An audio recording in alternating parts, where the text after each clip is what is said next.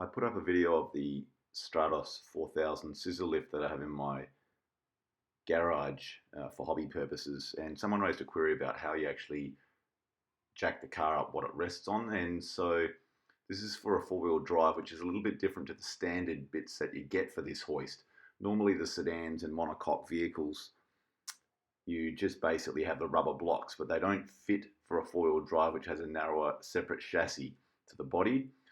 So these were bought separately, and they're not a Stratos product, I believe. To be honest, I don't know who makes them. I think they're just a generic thing for scissor lifts.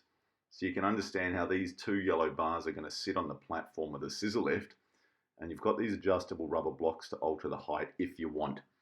I thought that was a bit of a waste of time until I actually used them for one of the sedans, and then I realized I couldn't get to where I needed to be, so spinning them a few inches up does make it better.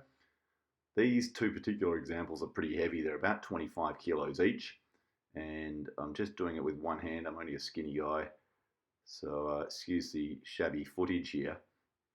So you run these across your supported scissors or platforms, and they've got rubber blocks under them, so you're not scratching up your floor. Although, to be honest, I don't know how long those rubber blocks on the bottom of the struts would last if your floor was a bit untidy. So then you can slide these depending where the chassis rails of the four-wheel drive exist. And as I said, you can use them on sedans, which is actually sometimes, I think, a bit nicer. I used it on one of the long wheelbase old Mercs I had, and it just seemed to fit better than the rubber blocks. So basically you put your hoist up to a close enough height to the chassis, and then you start to adjust these accordingly.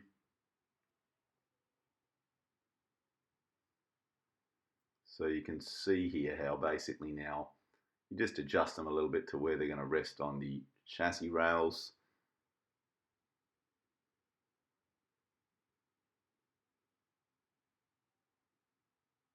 On both sides.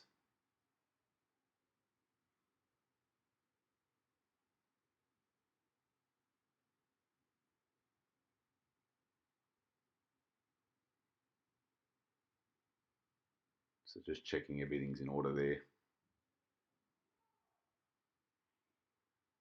And then basically the car's going to go up.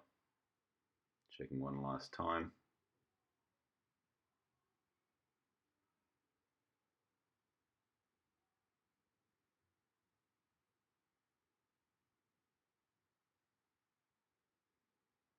So then the car can go up. I just take this a bit slowly here.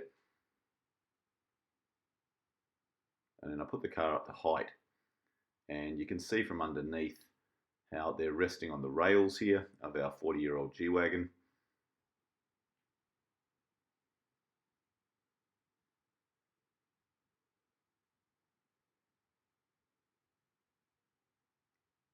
And you can see the little rubber pads underneath the struts there, so you don't scratch up the rest of your surfaces. And I found these to be very good. The only complaint would be ideally, I think they'd have wheels at one end so you can move them around more easily. But that's wishful thinking.